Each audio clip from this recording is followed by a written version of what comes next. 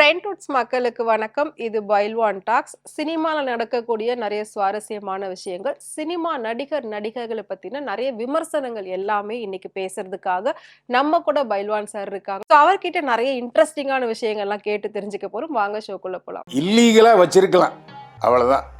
அவங்க வேணா என்னுடைய கணவர்னு சொல்லிக்காம தவிர, மாதம்பட்டி ரங்கராஜா பார்த்து கொடுக்கறது வேற, என்னுடைய மகனை காப்பாற்றுறது என் கடமைங்கிறது சொல்கிறது வேற.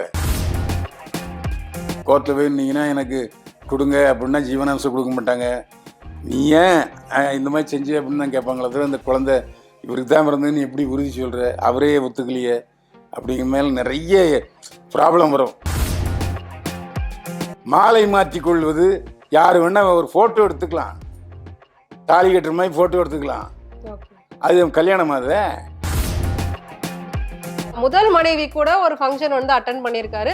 ஆனா அதுல பாக்குறப்போ ரெண்டு பேரோட முகத்துல பெரிய அளவுல எந்த ஒரு சந்தோஷமும் இல்ல. புருஷன் முன்னாடி எப்போ பார்த்தாலும் பேசிட்டே இருக்குமா?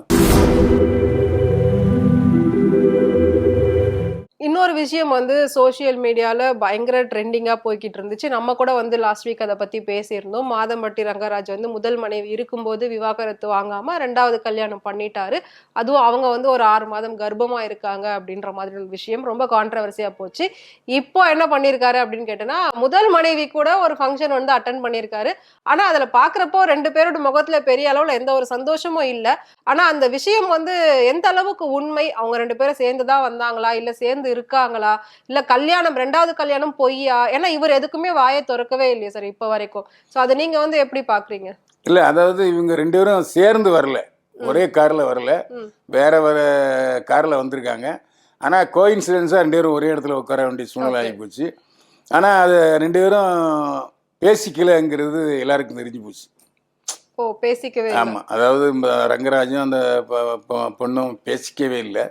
ஆனால் இவர் அதாவது முகத்தில் கொஞ்சம் கலைவரம் தெரியுது கூட. இவர் திரும்பியே பார்க்காத மாதிரி தான் இருக்காரு எல்லா போட்டோ வீடியோஸ்லயுமே. அவங்க பக்கமே திரும்பல. ஆமாம். ஆனால் ஒன்று, அதாவது எப்படின்னா, இப்போ எப்படி இது 2வது கல்யாணம் ஆயிடுச்சா ஆகலையாங்கிற மாதிரி தான் இவங்களுக்கும் உறவு இருக்கா உறவு இல்லையா அப்படிங்கிற மாதிரி நிலவுது. ஆனால் ஒன்று, அந்த பொண்ணு முதல் மனைவி வக்கீல். ஆமாம். அவங்க திமுகவில் ஒரு அரட்டர். அதனால் அவங்க வந்து தேவையில்லாமல் அவங்க கமிட் ஆக முடியாது. ஏன்னா அவங்க இப்போவும் அவங்க தான் முதல் மனைவி, அங்கீகரிக்கப்பட்ட மனைவி. விவாகரத்தை ரத்து பண்ணியிருக்காங்க அப்படின்னு, ஏன்னா அப்ளை பண்ணியிருக்காங்கன்னு சொன்னாங்க. அதுக்கப்புறம் இப்போ அதை ரத்தும் பண்ணியிருக்காங்கன்னு ஒரு விஷயம் வருது. அது உண்மையா? அது எனக்கு தெரியல. ஆனால் விவாகரத்து கொடுக்க மாட்டாங்க, கண்டெஸ்ட் பண்ணுங்க அவங்க. 2 குழந்தைங்க இருக்கு, எதுக்காக அப்படிங்கும்போது இவர் திணறுவார். எதுக்காக வரத்துங்கும்போது காரணம் தேட முடியாது. அப்போது சரி அப்படி இருக்கட்டுமே அப்படின்னு விட்டுருவாங்க. ஸோ இவர் கல்யாணம் பண்ணுறதுக்கு நாள் கடத்தினதுனால தான் நான் 6 மாதம் கர்ப்பமாக இருக்கேன் அப்படின்னு மாலை மாற்றிக்கிற ஃபோட்டோ போட்டாங்க. ஆமாம். அதனால் அதாவது இல்லீகலாக வச்சிருக்கலாம், அவ்வளோதான். அவங்க வேணா என்னுடைய கணவர்னு சொல்லிக்காம தவிர, லீகலாக மாதம்பட்டி ரங்கராஜ் அந்த பொண்ணோட கருவுக்கும் தந்தையாக முடியாது. அவளும் அந்த பொண்ணு பத்திரிகையாளர் என்ன சொல்லியிருக்காங்கன்னா, அந்த குழந்தை இல்லீகல் தான், இருந்தாலும் அதுக்கு உரிமைகள் இருக்கும்ல, ஏன்னா அப்பா இவர் தானே அப்படின்ற மாதிரி இருக்க சொல்றாங்க சார். அது எப்படி இல்லீகலுங்கும் போது எப்படி இருக்கும்? சட்டத்தில் இடம் இல்லையே. இவரா பார்த்து கொடுக்கறது வேற, மாதம்பட்டி ரங்கராஜா பார்த்து கொடுக்கறது வேற, என்னுடைய மகனை காப்பாற்றுறது என் கடமைங்கிறது சொல்றது வேற. ஆனால் சட்டத்தில் இடம் இல்லை. இப்போ கோர்ட்டில் போய் இருந்தீங்கன்னா எனக்கு கொடுங்க அப்படின்னா ஜீவனாம்சம் கொடுக்க மாட்டாங்க.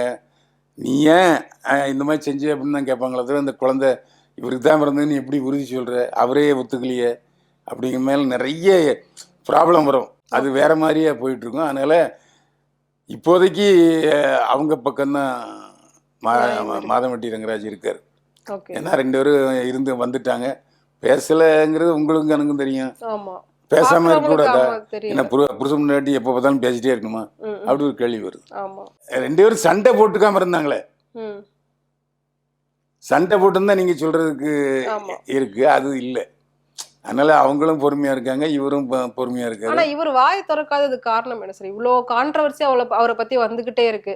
ஆனா இது வரைக்கும் அவர் எதுவுமே அதை பத்தி ஒரு ஆன்சர் கூட அவர் வெளியில வரவே இல்லை. அது அதுக்கு எப்படி காரணம் ஒரு மனைவி இருக்கும்போது இன்னொரு மனைவி கட்ட முடியாது இல்ல?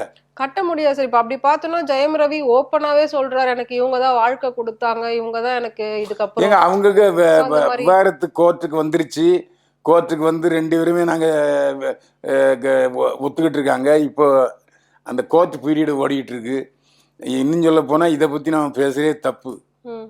கோர்ட்லேயே வந்து ஜெயம் ரவி குடும்ப பிரச்சனையை பற்றி பேசக்கூடாதுன்னு சொல்லியிருக்காங்க. ஆமா. ஸோ அதை பற்றி நம்ம பேசாமல் இருக்கிறது நல்லது. ம். ஏன்னா கோர்ட்டு தான் அதுக்கு முடிவெடுக்கும்.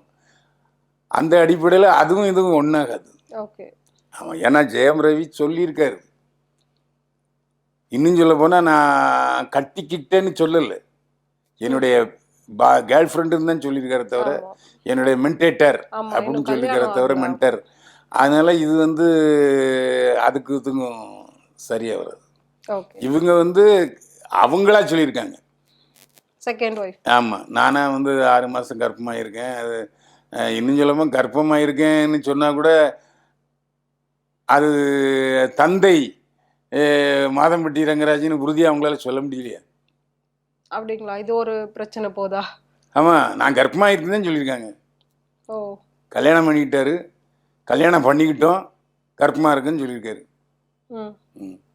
இது மாதம்பட்டி ரங்கராஜ் வாயிலிருந்து வந்தால் தானே அது உண்மையாக இருக்கும். ஆமா. ஆமாம், அது ஏன் கூட அந்த கர்ப்பத்தினாலதான் கல்யாணமே அவசரமா நடந்தது அப்படின்ற மாதிரியும். கல்யாணம் நடந்து அந்த கல்யாணம் அது கல்யாணமே அல்ல. நான் ஆரம்பத்திலே சொல்லியிருக்கேன். ஓகே. மாலை மாற்றி கொள்வது யார் வேணா ஒரு ஃபோட்டோ எடுத்துக்கலாம், தாலி கட்டுற மாதிரி ஃபோட்டோ எடுத்துக்கலாம். ஓகே. அது கல்யாணமா அது? ஏங்க அது பதிவு பண்ண வேண்டாமா? கோயில் என்று சொன்னாலும் அந்த கோயிலில் பதிவு பண்ணியிருக்காங்களா? இல்லை. ஓகே. கோயிலில் பதிவு பண்ண பிறகு தான் ரெஜிஸ்டர் ஆஃபீஸில் 2வது பதிவு பண்ணுவாங்க.